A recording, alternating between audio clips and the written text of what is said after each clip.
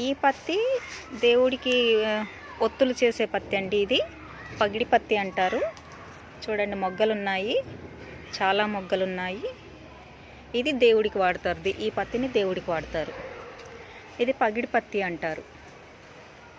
ఇలా ఉంటే పగిడి పత్తి అన్నట్టు. చూసారా, ఇది పగిడి పత్తి ఫ్లవర్. ఇది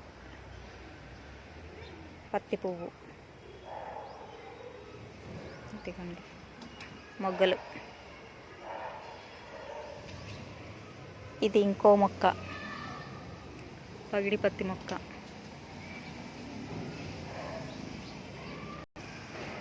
ఇది ఇంకో మొక్క, పగిడి పత్తి, దేవుడికి ఒత్తులు చేసేది.